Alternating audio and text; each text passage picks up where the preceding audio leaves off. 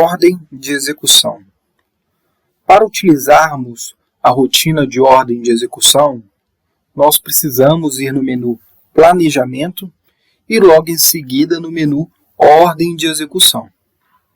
Neste menu, o sistema apresenta duas opções diferentes para se realizar a distribuição das atividades ao longo do período da obra.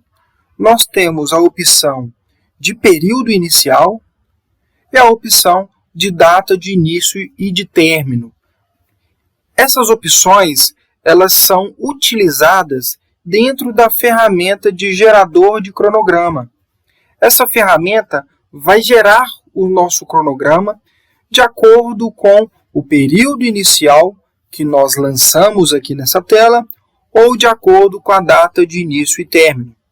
É de suma importância que vocês assistam às aulas posteriores a essa, para que a gente chegue nesta aula de gerador de cronograma, onde eu vou explicar cada opção que nós temos dentro dessa tela para se gerar o cronograma de forma automática a partir de um período inicial lançado e também sobre o cronograma total de despesas que nós já visualizamos, sobre um curva S, que também nós já visualizamos, ou sobre as horas trabalháveis por serviço, que também nós já visualizamos.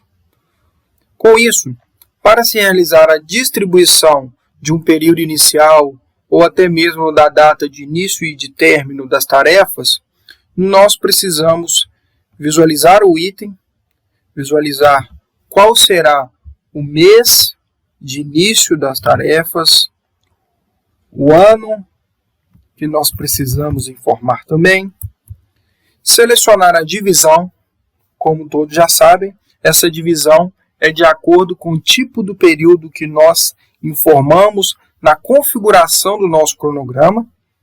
Então quer dizer, se meu tipo do período é mensal, eu não tenho divisões, a minha divisão é 1. Se meu tipo do período é quinzenal, eu tenho 2 divisões. Se meu tipo do período é semanal, eu tenho 4 divisões dentro do mês. Se meu tipo do período é diário, eu posso ter de 30 a 31 divisões dentro do mês. Então, com isso, como meu tipo do período é mensal, a minha divisão é 1.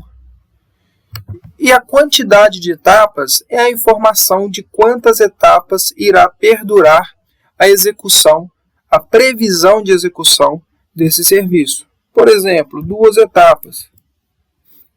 Então, com isso, eu já informei o meu período inicial.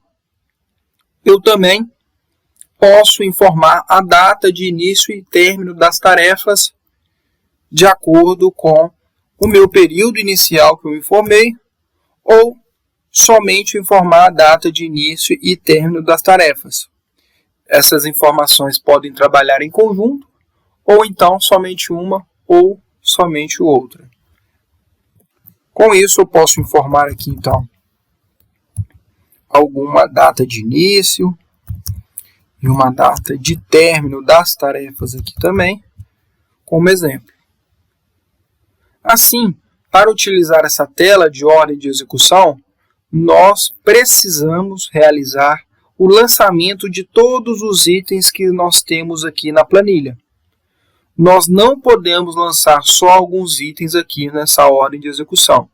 É obrigatório que para utilizar essa funcionalidade de gerador de cronograma, é necessário lançar todos os períodos, ou período inicial, ou de data início e término das tarefas, ou os dois, para todos os itens da planilha.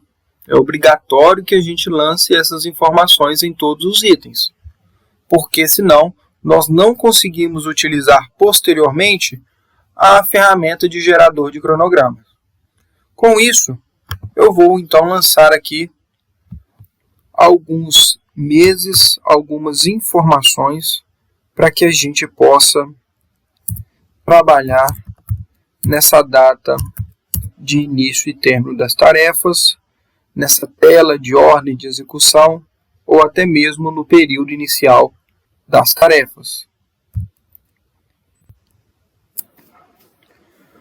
Com todas as informações lançadas, nós podemos salvar a planilha e logo em seguida nós temos algumas opções.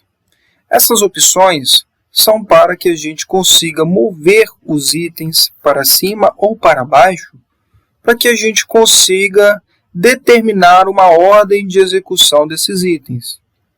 Nós também podemos sugerir a ordem de execução de acordo com as datas informadas, tanto de início e término, quanto das datas de período inicial.